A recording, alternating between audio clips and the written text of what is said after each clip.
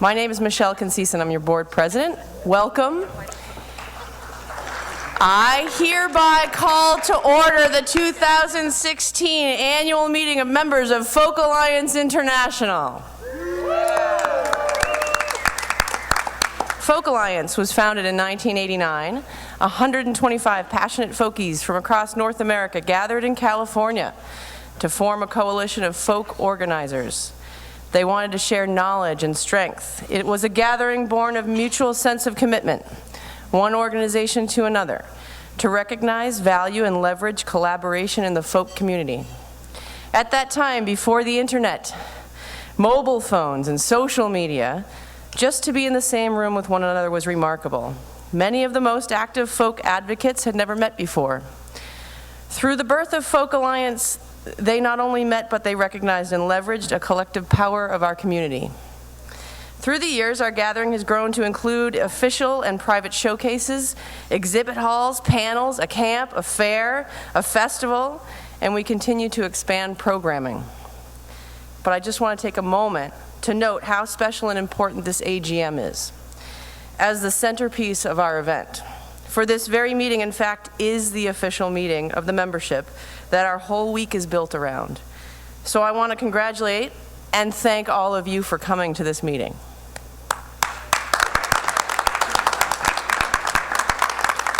It's my honor to chair this volunteer board of directors, the brilliant people behind me. We meet often to discuss the work and support Folk Alliance. Sometimes we meet as a full board, and sometimes in committees. Our committees include, but are not limited to, finance, fundraising, programming, nominating, governance, advocacy, and the regions. After our meetings this week, we will post the new chairs of each committee on the website, but please feel free to reach out to any of us about any topic at any time. Yesterday, we had a strategic planning session. If you saw any of us last night, and judging from that reaction, you can probably tell how inspiring a day it was. The conversations we had were exciting. The work ahead is great, and we're signed up for it. So please, at this moment, allow me to introduce our board to you. First, let me welcome the new directors that we have with us. Lou DeMarco.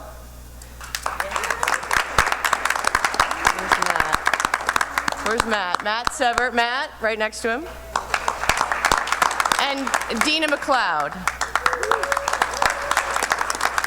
Let me also introduce you to our board officers. Mary Sue Toohey, Vice President.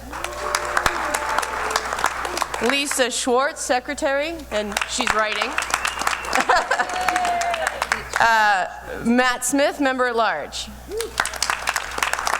Our board treasurer, Donald Davidoff, is unable to be here, but I want to acknowledge how instrumental Donald has been to the financial stability and success of this organization, which you'll hear about in just a minute.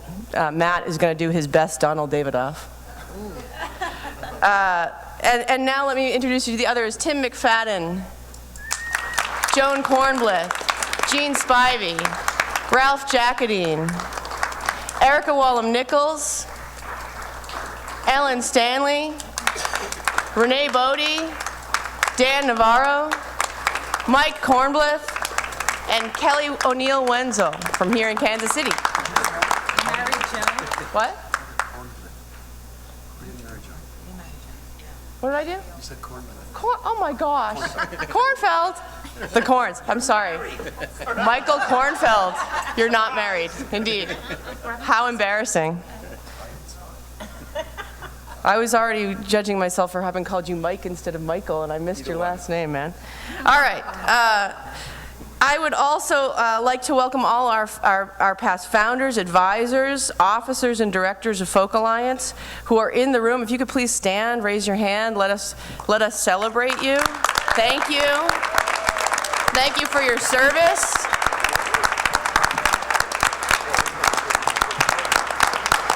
So glad you're here. I also want to thank, while I don't see them here at the moment, which I don't blame them for one bit, I would also like to, in particular, thank David Hirschlin and Anya Siglin for their years of service. They've just cycled off the board, so I want to thank them as well. I'd like to welcome our regional leaders, and in particular thank the presidents for their service of each region, some of who are present here today. We have NERFA's president is Cheryl Prasker. Cheryl. SERFA's is Kim Richardson. SWERFA's is Dallas Allen. FARM, Robert Hoffbauer, and Far West, Mark Kaufman.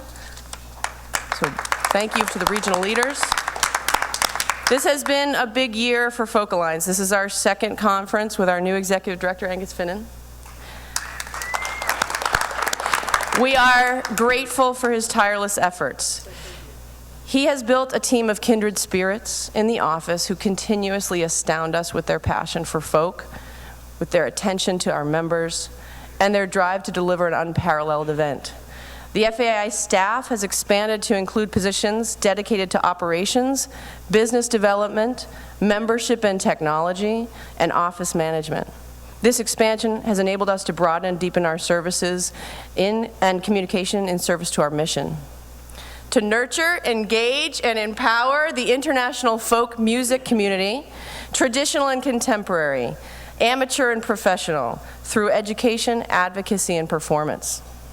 Each day, Angus and his team diligently seize opportunities to refine process, update and enhance our technical infrastructure and tools, and present new ideas of ways we can improve all that we do. Our membership has grown.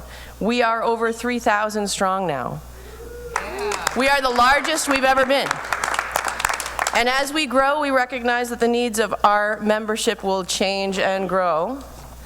And we are eager to hear all of your ideas, your wishes, desires, jokes.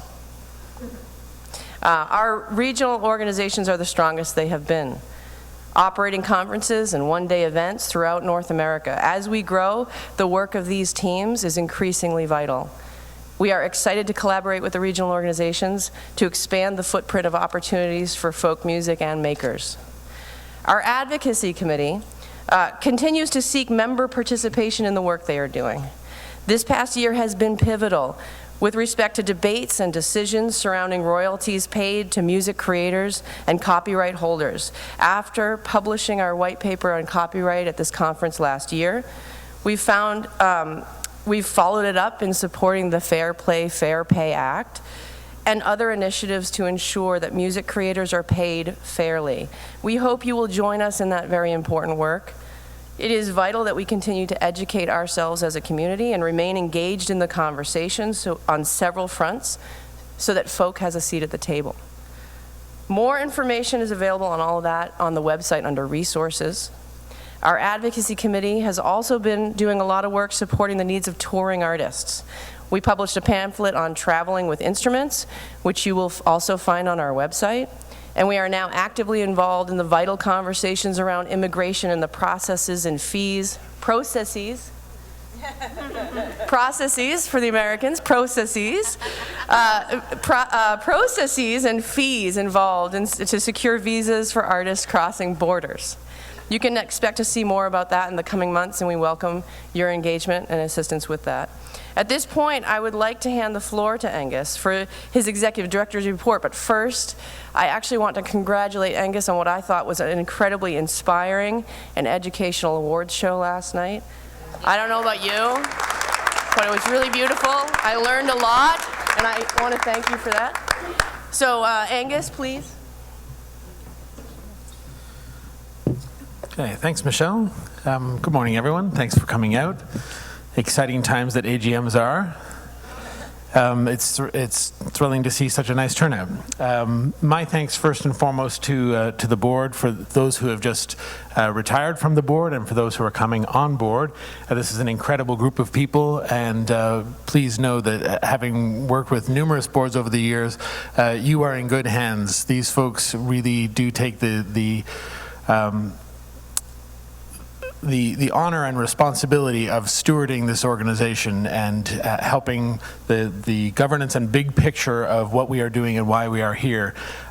For myself and my staff, we are at an operational level where day to day we're working on increasing and improving the things that we're able to do for you as the members. And I just want to detail a few of the changes so that you're aware, because we can get sort of drawn to this 5-day event forgetting that we're actually in the office year-round, and that there is an entire conversation that is happening between myself and the board and the staff and membership year-round. So firstly, just to give you a picture of our staffing, we had, at this time last year, myself and 2 others on staff, including our previous executive director, Louis Myers, who was in the role of special projects coordinator. Louis retired in the spring and is enjoying a refreshed career in management down in Austin, and it's great to see him here this weekend and to have bumped into him at different events throughout the year. Jen Rowe is our operations manager, and Jared Rivers is our membership and technology manager, and I'm sure many of you have interacted with them. They're both from Kansas City and are really the pillars, the administrative pillars that have allowed me to transition with Louis into this role with as much ease as I have. We have since hired Jenny Tonyas as our office manager, and she is in our interviews, I said we need someone to come in and boss us around and help us do the right administrative things, so we can actually get up and do the things that as managers and directors we're meant to do, and she has done that in spades. We've also hired our business development manager, Alex Mallett, who is originally from Kansas City. He's a banjo player. He studied jazz bass in Montreal and has attended Folk Alliance and NERFA over the years, but was in New York working out of the Midem sales office. So we brought him back from the wars, as they say, lured him back to Kansas City. So when you're pulling a sales manager for a French music company based out of New York City back to Kansas City into the folk mines, that's progress. So I'm thrilled to have him with us. We also hired Doug Cox as our camp director for this year, and he's done a spectacular job, and do encourage all of you to get over to the Sheridan over the next 3 days. He's got about 80 different classes and master classes with an incredible range of artists. And we have hired Jim Schultz as our private showcase coordinator. And I hope you'll see a lot of refinement in the way that we've been coordinating the private showcases, but also, again, interacting with the hosts and bringing new folks into that mix. A lot of these transitions happen because obviously we moved from Memphis to Kansas City, and there was a natural transition of staff and a need to start to rebuild and refresh some of the ways we operated. In terms of year-round representation, I'd just like to share with you that Folk Alliance has had formal presence throughout the year, representing you, the event, and folk music at large at events including Breakout West in Vancouver, the Americana Festival in Nashville, South by Southwest, IBMA, Arts Midwest, WOMEX in Budapest, the Canadian Folk Music Awards, APAP in New York City, and of course all of our regional events. At a very technical and operational level, we have hit refresh on a lot of the systems in our office. We've implemented a new membership database called YM, Your Membership, and it has allowed us to move to a user-facing profile. So rather than us having outdated files that we had to sort of chase down people that were forever lost in the annals of Folk Alliance archives, this allows you to log in just as you would your bank account or any other online account that you have, and maintain your own profile, update your own information, and and access the other members who are part of a directory. And increasingly, it's been a growing pains year, but increasingly that will become more of a norm and a format that everyone will be able to use to interact with each other throughout the year, to find out, well, I'm in Boston and I'm not from here, but I'm here for a week. What are the member organizations here? And to be able to search through that and really tap into the community year-round through that portal. We've refined our financial reporting process in the office in collaboration with our finance committee. We've migrated to a new conference and music event planning software called Mercado, and that allows us to schedule and reduce the number of discrepancies between what we thought was going to happen, what got printed, and what actually happens. And now it's all tied to one system, and there's always gaps in human error, but it is much cleaner than ever before, and certainly a lot less stressful. We've also refreshed our communication style with the membership and the community, and moved from an executive director report to more of an organizational report, and hope that you've had a chance to enjoy those monthly e-newsletters. And then, of course, for those who are registered for the conference, more regular bi-weekly in the fall, and then weekly as of January conference updates. And all of these efforts to professionalize our operations and enhance our capacity are really to address the needs that we have as a staff to deliver not just this conference, but on our year-round charitable mission, and to do that in service of our membership. One example of that capacity has been our ability to work more hand in hand with some of the key committees, and the one that I'd call out is the advocacy committee of the board, and my ability as ED to work with them in terms of some key documents that really do reflect our stake in the music industry and in the community related to travelers' rights with instruments on airplanes, but also copyright issues. We're moving towards issues and conversations at a national level with coalitions of other organizations, many much larger than Folk Alliance International, related to visas and access for American artists wanting to work outside of the U.S. and international artists wanting to work inside the U.S. So all of those things come as a result of developed capacity. Our regional leaders, I just want to give a warm welcome and thank you to all of our regional leaders. For those of you who are unaware, we have 5 regions, and each member of Folk Alliance belongs to one of those regions, assuming that they are in North America. We had a regional leaders retreat last spring. It was the first time that we've ever done this. We held it in Colorado Springs. All 5 regional leaders were present, as well as our core staff and 2 members of our board, our treasurer and our then regional committee chair, Renee Bodie. And it was really a chance to talk about the issues, the challenges, the consistencies, the best practices, and I think it was also a lot of fun. And it was an opportunity for us to galvanize outside of this event with a bit more time to mindfully discuss the important issues to the regions and some of the challenges for regional leadership. It led to us addressing one issue, which was our ability as the international office to provide some administrative support during the election processes, and to actually take on some of the responsibility of managing the technical election ballots for, and this year that started with 2 of the regions. It's not an obligation, but another example of how our increased capacity allows support for the member organizations. And all of that work has led towards the long-awaited signing of our regional agreements, which is in process.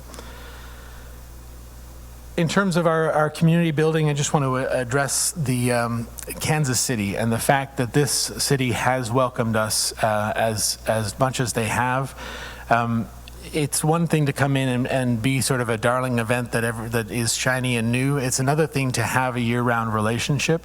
One of the things that we did last year was hold a reception when the board of directors was here, assembled for a 3-day board meeting late last spring, and we had a reception with all of the cultural sector leaders from Kansas City.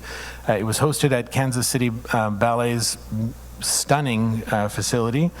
And it was really a chance for our directors to meet with the key leaders, both from economic development, but also the cultural sector leaders here, and to start that conversation and build that trust and relationship between this community and a board of directors who we all know, but for many here outside of the music industry, were unknown names and figures. And it was a remarkable event. As Mayor Sly James mentioned last night, last year's event had a $4.5 million economic impact here in Kansas City, and that's Visit KC's assessment of this event. So it is substantial, and that's a relationship that the city respects and understands, and that the cultural sector is such a key part of the overall picture of Kansas City is a remarkable crown to be placed in as one of the many jewels, and to see a city celebrate culture as a key economic driver is really important and unique. Speaking, yes, indeed. I just want to speak briefly about the conference and then hand it over to Matt Smith to deliver the treasurer's report. First of all, welcome to the conference as well. Conference, camp, fair, and awards. Last year, our post-conference survey gave us some really important information. Certainly it was a learning experience for me in terms of seeing how it all went down. But the feedback that we received from delegates and from members was really important, and the main comment and concern really related to the conflicting nature of running two events concurrent to each other. So we were operating the music fair and the conference, and that there was a lot of pull in two directions, and so what we've done this year is, while maintaining the camp focus at the Sheridan, rather than running 3 days of public programming, which naturally invites people over, we've repositioned that and rebranded that for Sunday as a 1-day indoor Kansas City Folk Festival. And this allows the community to have the same amount of access for us to refresh the day and the nature of the event in terms of moving from an industry-style presentation to more of a community-oriented festival that folks could come into. That means we'll see a transition from an exhibit hall of trade stands to an artisans market with local painters, potters, instrument makers. We'll have a 2-hour gospel session here. There'll be a square dance called out in the foyer. And again, just a real opportunity for people to come in and have more of a festival experience. We've had a number of refinements, and one that I'd like to point out is related to our official showcases. Taking a quality versus quantity, and I'm not talking about the talent, I'm talking about the production values. We have had a slight reduction in the total number of official showcases from just over 200 to just under 200. And what this did this year is allow us to install a slightly longer break between each of the official showcases, which relieves that sort of panicked get off the stage, get on the stage, and sound guys trying to make it all work, and just gives that breathing room that allows flow for artists, production, and audience to move, and also allowed us to stagger the room. So you'll see that half of them are starting on the hour and the others at the 15-minute mark, and all the way through.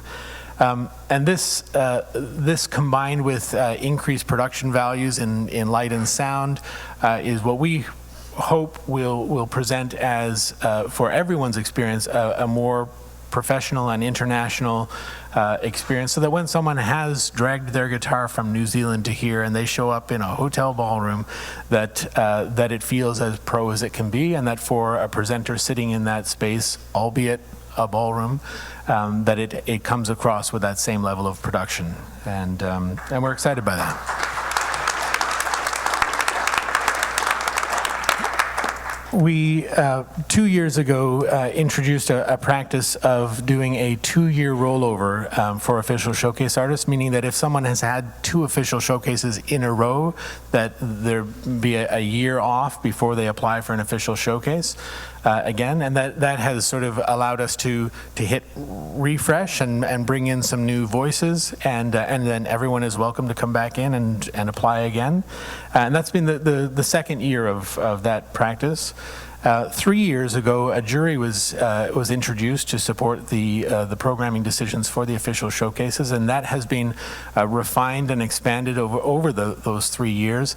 This year, all official showcase artists who applied, and there were over 700 of them, were juried by 5 members of a jury specific to each market. So there was a 5-member industry jury here in the US, a 5-member industry jury in Canada, and a 5-member industry jury internationally, who looked at all of the specific applications coming in. And again, this is to enhance the credibility of the process, but also to diversify the critique of the work coming in. There were over 500 incredible artists that we weren't able to accommodate for showcases this year, and that's always disappointing. But we're thrilled with the lineup that we have, and hope you enjoy it over the coming days. There are lots of things in the program that I encourage you to look at, in particular the outreach efforts that are being done with Académie Lafayette, a French immersion charter school here, also the Guadalupe Center. It's the United States' oldest and longest running Latino service center here in Kansas City, as well as continue to work at the Children's Mercy Hospital happening throughout this weekend. Also our artist in residence, Joe Crookston, who is partnered with the National World War I Museum and Monument, who will be performing a piece in advance of Judy Collins' keynote presentation tomorrow. He was given exclusive access to archive letters at the Museum and Monument, and found letters of Florence Hemphill, who was a nurse from Kansas who was stationed in France in World War I. And he has created a song and a painting that is, it's what folk is all about. So please do make sure you come in to see that presentation or to see his painting just outside. And finally, I'd like to just address the fact that as a 501c3, we rely on the support of our donors, our funders, our sponsors. In terms of our funders, I do want to thank the Missouri Arts Council, Arts KC, and the Neighborhood Tourism Development Fund, all of whom have supported us this year for projects and operational costs. But as a 501c3, we also need to look beyond the conference and look at our year-round activity. And this year, for the first time in a long time, engaged in an actual campaign, donation campaign, and invited you as members and the community at large to contribute to our charitable mission. I'm thrilled to say that there was 100% participation of our entire board of directors as financial donors. There was 100% participation of our entire staff as financial donors. And one of our angel donors provided a matching fund so that anyone who was donating up to the end of the calendar year, the taxation year, that those contributions were matched. So we raised over $18,000 in charitable donations from you, the membership, and our team.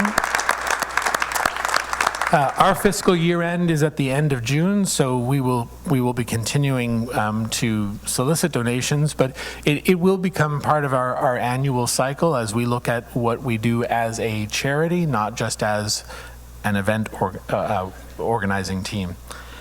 And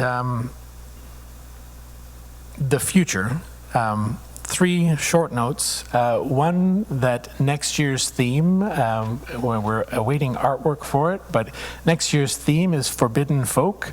and we will be exploring some of the aspects of folk music that relate to the use of folk music, the place of folk music in different movements over time, whether it's the labor movement, the civil rights movement, political expression, and really a chance to dig into some of the meat of the matter around folk music. That will not override all of the standard programming of it, but it provides a thread by which we can stitch together some of the programming aspects. The following year, and our 5th year in Kansas City, marks our 30th anniversary. So we will be looking to that as obviously a time to celebrate 3 decades of this community and this industry, and the many memories and the many milestones of this organization and the many people involved with it since its inception. And in 2019, the conference will once again migrate to Canada for 1 year. We have just completed an exhaustive and extensive search throughout Canada in 5 different cities for hotels that would be appropriate. We are at this point, there are only 2 cities left in Canada that have hotel facilities that can accommodate the conference, and those are Toronto and Montreal. And we have conducted our final site inspections in both of those cities. It will be a while yet before we make any announcements. There are negotiations to undertake, but we're looking forward to being back in Canada in 2019. So, yeah, that is an update from the desk of Folk Alliance International. So I'll just introduce Matt Smith to present the Treasurer's Report.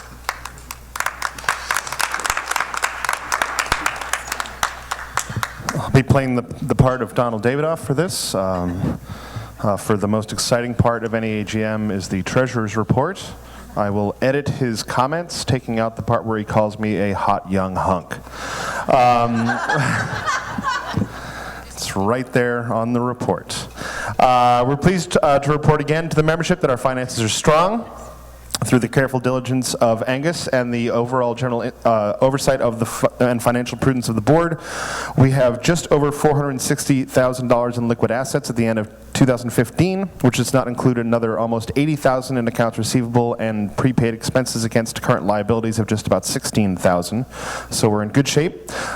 We again received an unqualified audit for our last fiscal year. An unqualified audit does not mean we did not qualify for one. It means there are no qualifications or reservations to the audit.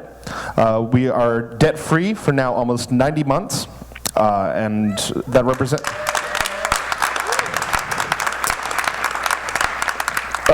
the commitment to financial prudence that the board and Angus have lived up to as stewards of our mission and to you, our members' money. These accomplishments position us very well to continue to prosper as the nation benefits from the ongoing, although somewhat still fragile, economic recovery. The benefits from this 3rd conference in Kansas City is proving to be our best one yet, including topping even last year, which was incredible, as you guys, I'm sure, are well aware. We're in a secure position as we continue to build our presence here in Kansas City, which has positioned us to take risks and in expanding our mission, outreach, and programming, as well as prepare for a planned 2019 conference in Canada. As we look forward to the rest of 2016, we expect financial conditions to continue to improve, although it's impossible to predict exactly what might come with the economy. But the board and staff continue to focus on what is necessary to protect and even improve our financial condition. Thanks to the entire board and staff of Folk Alliance for how much we have continued to move the ball forward since our last AGM, and we're looking forward to a great conference this year. Thanks, folks.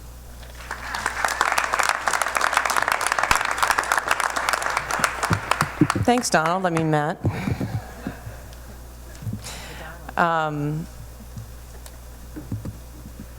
Yeah, that's so those are our reports. What we'll do now is open to any questions that you might have for any one of us, especially Matt. Questions, comments, declarations, jokes? Yeah, Gilles. All right.